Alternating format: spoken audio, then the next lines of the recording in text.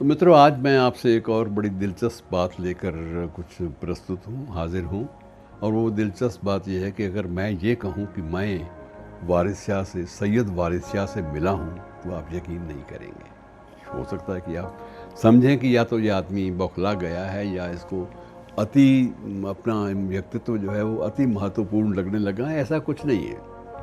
मैंने एक ऐसे शख्स को देखा जो शख्स मेरे ही गांव का था, और उसकी एक आदत थी कि जब भी घर में आता तो वो मेरी माँ से जब लस्सी मांगनी होती पीने के लिए या एक चपाती लेनी होती मक्खन ऊपर लगा के, तो वो एक हीर का एक बंद गाया करता था। और हीर के बंद को बोलने के बाद माँ अंदाज़ा लगा लेती थी, मेरी अनपढ़ माँ जो बहुत पढ़ी लिखी नहीं थी बेचारी, लेकिन वो अंदाज़ा लगा लेती थी कि आज इस शख्स को आज मेरे से मक्खन लगी बासी रोटी और ऊपर चीनी लगी हुई हो, वो इसको चाहिए और साथ में लस्सी का गिलास। तो फ़ौरन आ जा, बैठ जा बेटा, ये ले, जो तू चाहता है, मैं समझ गई हूँ तेरी बात। एक अनपढ़ माँ को ये संवेदनशीलता उसकी चरम पर पहुंच जाती थी कि जब वो उस हीर के एक बंद से, हीर के एक बैत से सारी बात समझ में आ जाती थी उसको।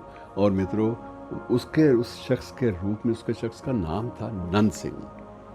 नंद सिंह बड़े चाव से सुबह जब घर से निकलता था तो उसके हाथ में एक डंडा होता था और बिल्कुल कलफ लगा हुआ, उसकी मूँछों पे रंगत, कभी ये पता नहीं चलता था कि ये वही शख्स है जिसकी उम्र 80 का जो है दशक भी, 8वां दशक भी ज़िंदगी का पार कर चुकी है। और वो शख्स जब घर से निकलता था तो उसके बाद एक बड़ी रौनक उसके चेहरे पे होती थी।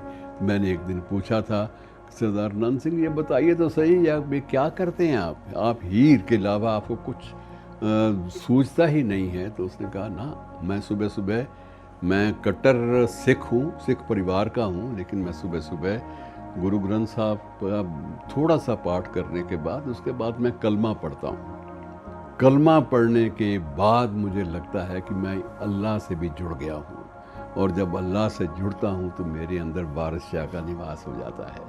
और जब वारिस शाह का निवास हो जाता है तो उस वक्त मैं बकायदा एक ऐसी मुद्रा जो सूफियों की होती थी, सूफी दरवेशों की, जिसमें वो धमाल डालते थे तालियां बजाकर, मैं पहले धमाल डालता हूँ और उसके बाद हीर का जो बंद है वो गाना शुरू करता हूँ, और हीर का सही मौके वाला बंद मेरी ज़बान पर अपने आप सवार हो जाता है। मित्रों, वो वारिस शाह के रूप में मैंने उसे देखा और मेरे सामने वो आज भी तस्वीर है उसकी।